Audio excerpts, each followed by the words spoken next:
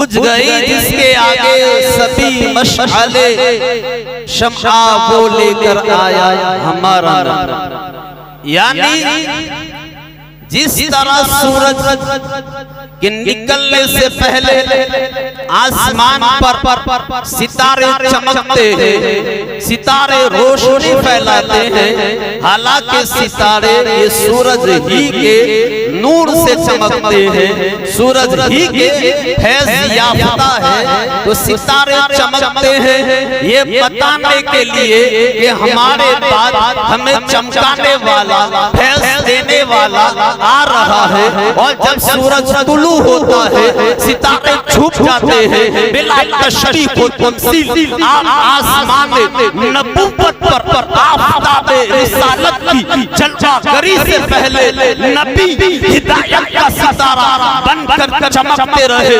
रोशनी फैलाते रहे, हिदायत देते रहे। कोई सितारा आदम सफीउल्लाह बन के चमका, कोई नजीउल्लाह बन के चमका, कोई दाऊद खलीफतुल्लाह बनकर चमका, कोई इब्राहीम खलीलुल्लाह बन के चमका, कोई मूसा कलीमुल्लाह बन के चमका, कोई ईसा रूहुल्लाह बन के चमका। सारे नबी हिदायत का सितारा बनकर चमकते रहे, रोशनी फैलाते रहे, हिदायत देते रहे, ये बताने के लिए कि हमारे बाद हमें फैज़ देने वाला आ रहा है, हमें चमकाने वाला आ रहा है। बिला तशबीह व तमसील सारे नबी हिदायत का सितारा बनकर चमकते रहे, रोशनी फैलाते रहे। मगर जब आफ़ताब नबूवत मुस्तफा करीम आए, तमाम नूरानियों को दामन ने नूर में छुपा लिया और बेनूरों को भी चमका दिया।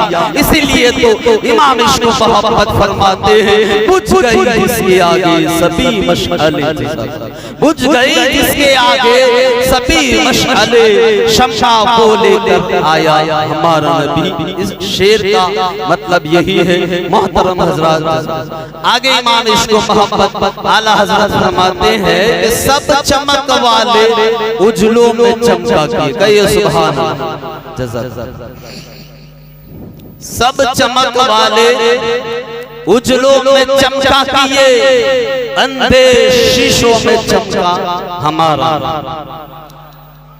अब ये एक आयत करीमा का, ये शेर एक आयत करीमा का तर्जमा निशान रही है, एक आयत की तरफ इशारा है।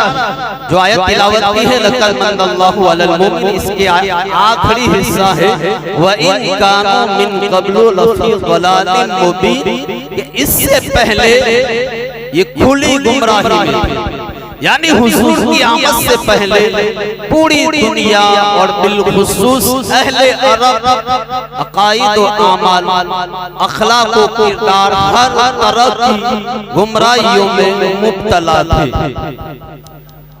वो कौम जो हर तरह से पस्तियों का शिकार थी, पूरी दुनिया में अंधेरा ही अंधेरा छाया हुआ था, कुफ्र आम था, शिर्क आम था, तौहीद के सबसे बड़े मरकज यानी खानाए काबा को भी शिर्क की आलूदगी से नापाक किया जा चुका था, आलूदा किया जा चुका था।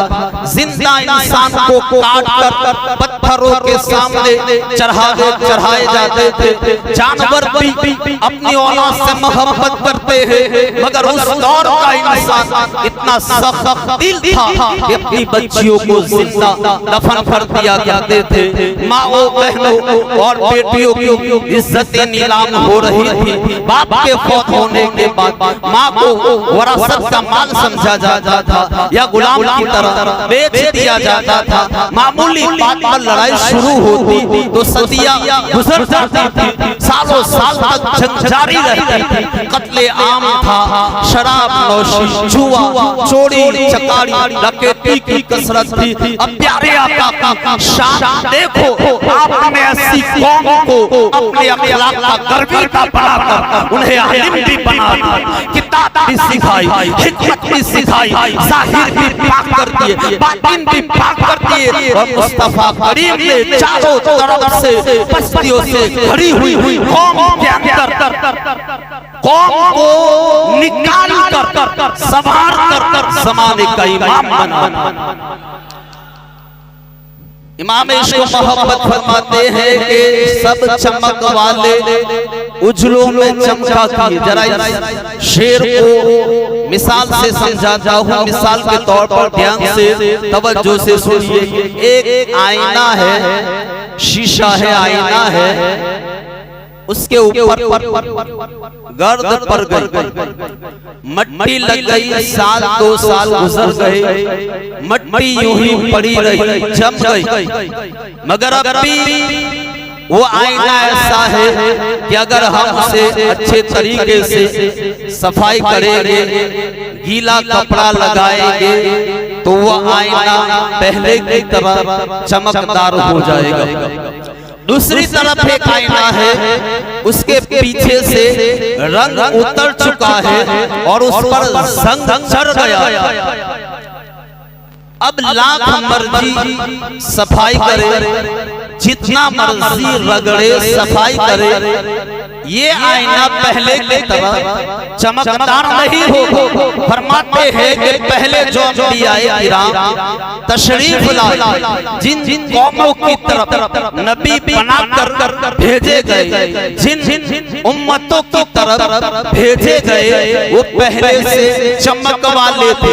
ध्यान से, पहले से वो चमक वाले थे, वो दमक वाले थे, वो पहले से उजले थे। कैसे?